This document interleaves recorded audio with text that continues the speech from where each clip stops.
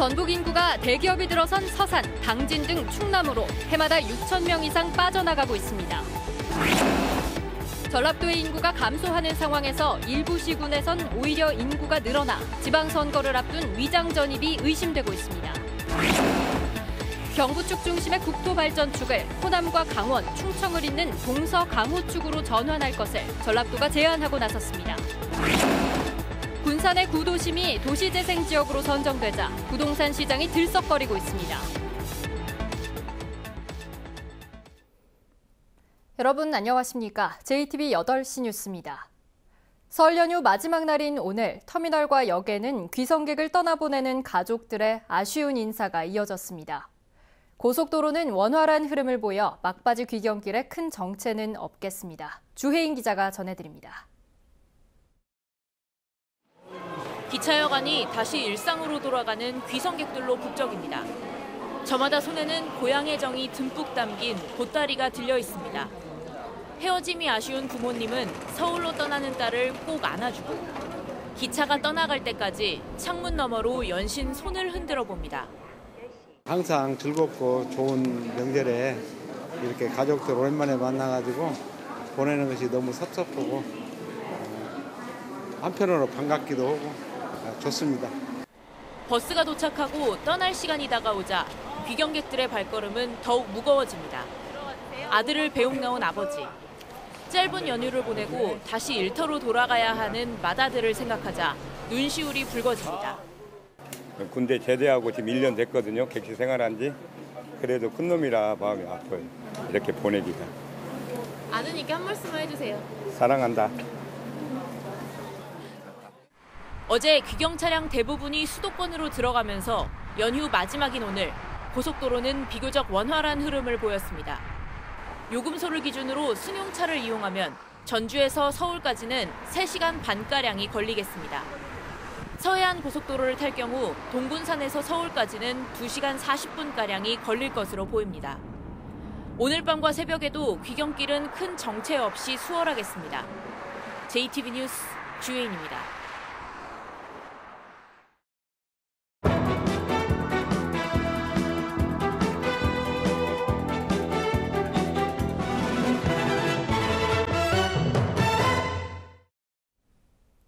전북의 인구가 계속 줄고 있습니다. 물론 수도권으로 많이 빠져나가고 있지만 충남으로 흡수되는 인구 또한 상당히 많은 것으로 나타났습니다. 보도에 송창용 기자입니다.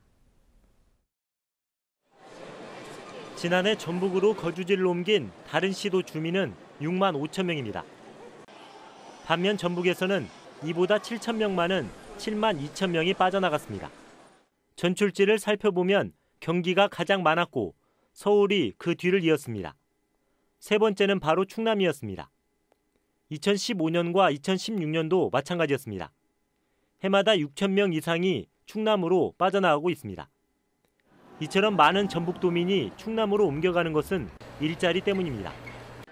수도권과 가깝고 관광산업이 활성화된 천안시와 아산시, 그리고 대기업이 들어선 서산시와 당진시가 구직자들을 끌어모으고 있습니다. 조건을 또 보게 되고 복지나 뭐 그런 거 보게 되잖아요. 충청권이 좀 더 좋은 것 같아가지고. 전북뿐 아니라 다른 시도에서도 몰리면서 충남 인구는 세종시가 분리된 2012년 잠시 줄었다가 꾸준히 늘고 있습니다. 대형인 기업들이 들어오면서 젊은 노동자, 근로자들이 많이 들어왔고요. 그러면서 우리 당진시가 도시가 이렇게 정주 환경이 개선되고 좋은 도시 확장에 따라서 인구 유입이 급증하고 있습니다. 하지만 이렇다 할 인구 성장 동력이 없는 전북의 인구는 2013년 이후 6년째 감소세를 이어가 지난해 185만 4천 명까지 줄었습니다. 앞으로 어떤 정책에다 우리가 집중을 해야 될 것인지에 대해서 서로 협의하고 의견을 모아보고 이런 것들을 가지고 인구를 늘리는 쪽으로 효과를 낼 수 있도록 좀 더 개선하는 점을 좀 찾아보려고 하고 있습니다. 인구 규모가 경쟁력인 시대.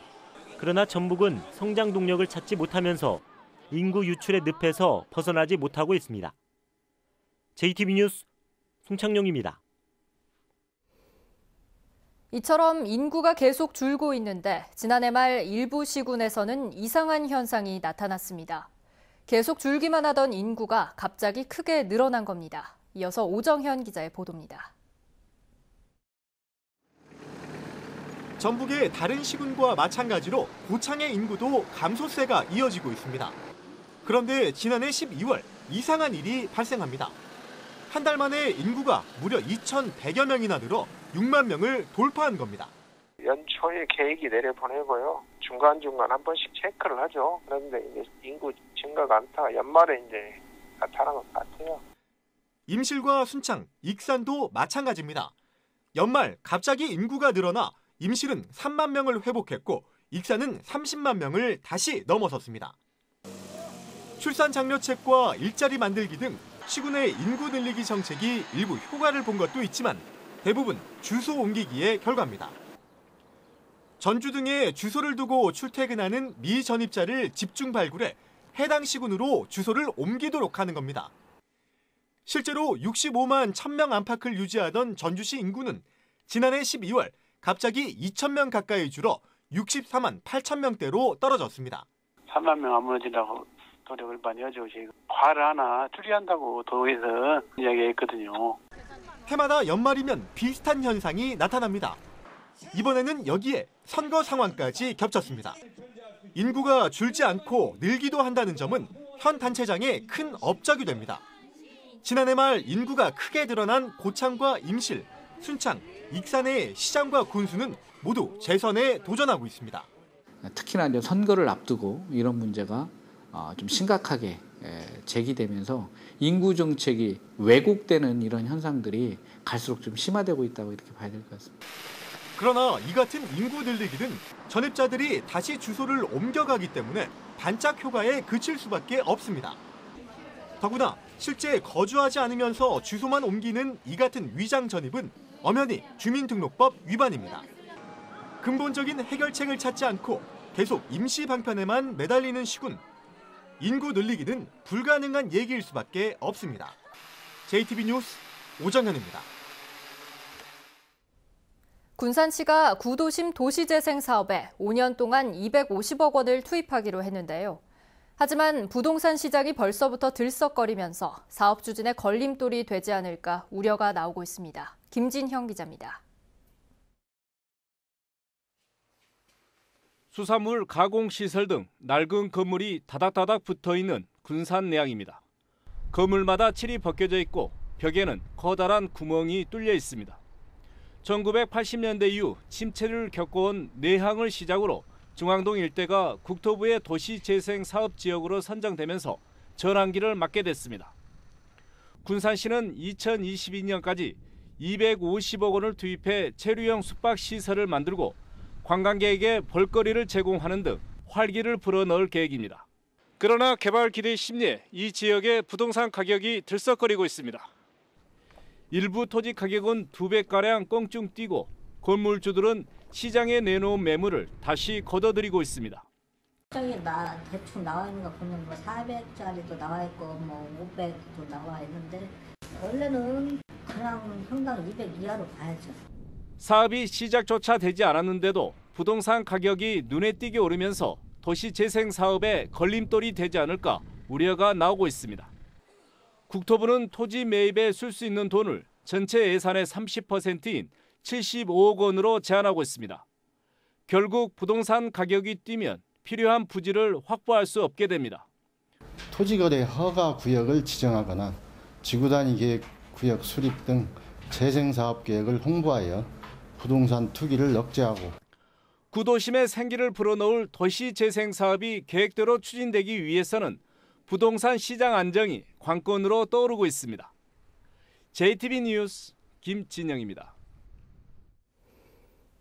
그동안 정부의 국토개발은 수도권과 충청, 영남을 남북으로 잇는 경부축 중심으로 이루어져 인구의 80%가 몰리는 불균형 발전을 낳았습니다. 전라북도 등 경부축에서 소외된 시도가 이 같은 발전축을 동서축 등으로 다양하게 바꾸자는 제안을 하고 있습니다. 권대성 기자입니다. 지난 1970년 우리나라 최초로 만들어진 고속도로인 경부고속도로. 이를 계기로 국토개발과 국가발전은 50년 가까이 이른바 경부축을 중심으로 진행됐습니다. 이 결과 경부축에 속한 12개 시도 인구가 전체 인구의 78%를 차지하고 있고 예산은 72%, 경제활동 인구도 79%에 이르는 쏠림 현상을 가져왔습니다. 전라북도가 국토개발축을 경부축과 수도권 중심의 남북축에서 동서축으로 바꿀 것을 정부와 대통령에게 제안하고 나섰습니다. 이미 전북 등 영호남 시도는 선도사업 성격으로 무주 대구 고속도로 건설 등을 오래전부터 요구했지만 정부 반응은 시큰둥합니다. 자연스럽게 국민 화합이 이루어지고 동서 화합이 이루어진다. 그래서 위에서 정책을 다루는 분들이 남북축을 동서축으로 마인드를 좀 바꿔줬으면 좋겠다. 동서축과 함께 경부축과 X자 형태로 강원과 충청, 호남을 잇는 이른바 강호축을 만들자는 제안도 나오고 있습니다. 충북과 강원, 전북 등 8개 시도는 올해 안에 강호축을 국가균형발전 계획에 포함시킨다는 계획입니다. 이 강호축을 국가 정책에 반영을 시켜갖고서 국가가 전체적으로 균형 있게 발전시키는 건지 국가의 지속 발전을 위해서 도움이 된다. 그런 뜻에서 이제 강호축을 제안한 거고요. 문재인 정부가 전면에 내세운 국가 균형 발전. 이를 위해서는 발전축의 다양화와 대전환이 시급하다는 목소리가 커지고 있습니다. JTB 뉴스 권대성입니다. 국토교통부가 지난해 표준지 공시지가를 공시한 결과 전북은 평균 5.1%가 올랐습니다. 시군별로는 전원주택 수요 등이 늘어난 진안이 7.6%로 가장 많이 올랐고 군산은 현대중공업 가동 중단 등 제조업 불황으로 가장 낮은 1.2%의 상승률을 기록했습니다. 땅값이 가장 비싼 곳은 전주시 고사동의 상가 건물로 1제곱미터에 690만 원입니다. 지난해 전북의 주택 인허가 물량이 크게 줄어든 것으로 집계됐습니다. 국토교통부에 따르면 지난해 전북의 주택 인허가 물량은 17,224건으로 2016년에 비해 40%나 줄었습니다. 한편 지난해 주택 준공 물량은 11,683건으로 2016년에 비해 7.4% 감소했습니다. 전라북도가 졸음운전 등에 따른 사고를 예방하기 위해 대형 영업 차량에 차로 이탈 경고장치를 설치하는 비용을 지원합니다. 지원 대상은 길이가 9m가 넘는 승합자동차와 무게 20톤이 넘는 화물차 등으로 한 대당 40만 원을 지원합니다. 전라북도는 또한 시외버스 업체가 올해 새로 구입하는 버스 34대의 비상자동 제어장치 장착 비용도 지원하기로 했습니다. 대형 화재가 늘고 있지만 소방시설 등 불법 행위에 대한 신고 포상제는 유명무실하다는 지적이 나왔습니다. 소방시설에 대한 불법 행위를 신고하면 포상금을 주는 제도에 따라 전북에선 2015년 192건의 신고가 접수됐고 모두 500만 원의 포상금이 지급됐지만 지난해에는 45건에 70만 원으로 신고 건수와 포상금이 대폭 줄었습니다. 전라북도의회 이도영 의원은 이 제도가 화재로 인한 인명피해를 최소화하기 위한 것인 만큼 적극적인 홍보를 통해 제도를 활성화할 것을 전라북도에 촉구했습니다. 전북교육청은 올해 유치원과 초중고 133개 학교를 다꿈 학교로 선정해 다문화 이해교육 등에 6억 원을 지원합니다. 또 임실과 진안, 장수, 순창을 다꿈 교육특구로 지정해 문화다양성 교육을 활성화하고 부모가 중국이나 몽골 출신인 학생들은 해당 국가를 방문해 체험학습을 할 수 있도록 지원하기로 했습니다.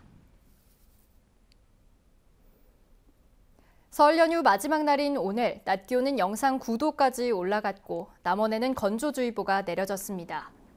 내일도 대기가 건조하겠고 일교차는 10도 안팎까지 벌어지겠습니다. 아침 최저 기온은 영하 6도에서 영하 2도로 오늘과 비슷하겠습니다. 한낮에는 기온이 10도가량 오르면서 영상 7도에서 11도의 포근한 날씨가 예상되지만 당분간 일교차가 커 건강에 주의가 필요하겠습니다. JTB 8시 뉴스를 마칩니다. 함께해 주신 여러분 고맙습니다.